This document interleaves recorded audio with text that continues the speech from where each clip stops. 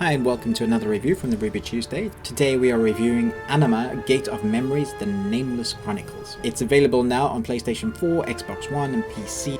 It's also coming out on June the 29th on Nintendo Switch. Plays at 60 frames per second. The Nameless Chronicles will take you back on the events that gave birth to the first Anima.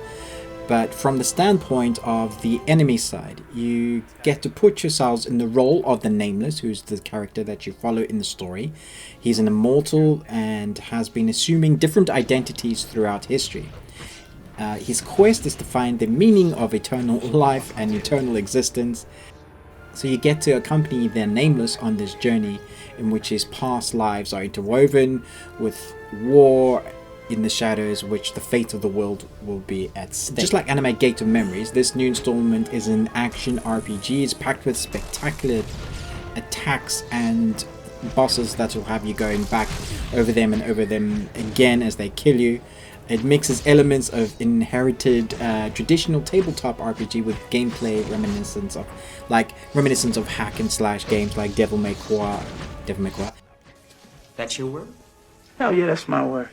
You know, some dudes might have the coin, but they'll never have the quan. Devil May Cry, Nier, Ultima, even Final Fantasy, especially the dialogue, the action and exploration of and the evolution of the character you gain through experience points, which are just some of the mechanics that's included in the gameplay. And that's kind of like the overview kind of synopsis, if you will, of Anima.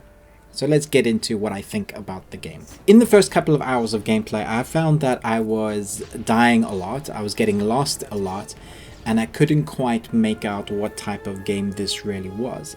My heart kind of sank because I thought, oh my goodness, this is going to be Dark Souls hard, I'm going to be lost all the time, I don't know if I can be able to handle this type of gameplay at all. So here are my points of what I think you'll need to get through this game. The look and style is very noir.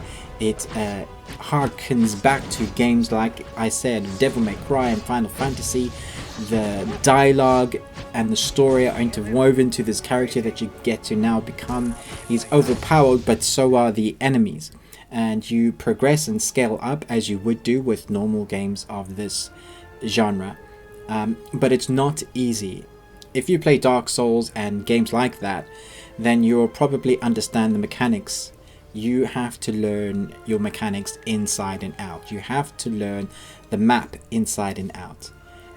You have to do the side quests in order to level up and beat those repetitive spawning guys, so you can gain more experience points, so that you can level up, so that you can stand a chance against the guys that you are fighting. Of course, you can go ahead and try and fight the stronger guys, and you may be able to a couple of times defeat the sub bosses, but they probably won't be able to defeat the main bosses unless you've leveled up substantially to progress in the next level.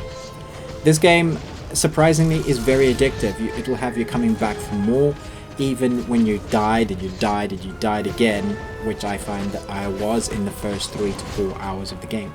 But then something special happens. My friends used to say you get in the zone, but I feel like it's more like you're starting to understand the way the game wants you to play. There are annoying things about this game, like the change of camera going across the loading screens at times, where you have to play in a certain camera way, in a certain camera movement. You have to do certain things to progress into the next bit. But those are nitty-gritty points. The best thing about this game, as I would say, is keep at it, because there comes a point and a time where suddenly you're in the zone. Suddenly the guys, although strong, you are defeating them.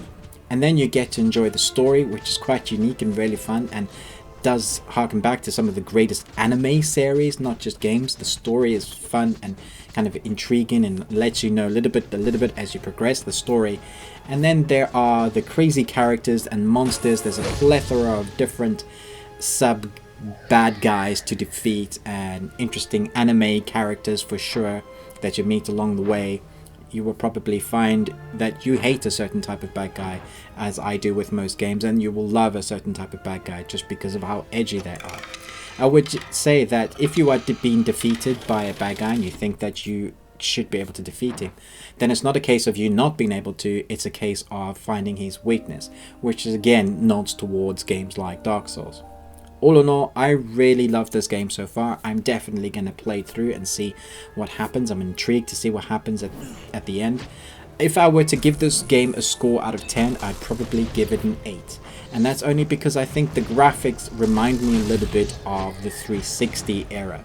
That's not to say that they are the 360 era. You can see they've put a lot of time into the graphics and the artwork, which is great, but it kind of looks like the early Devil May Cry games. But then again, it also adds to the tone and feel of the game. Check it out now. It's available now, as I said, and I hope you enjoyed this review and found it informative and maybe you want to now go and try it out.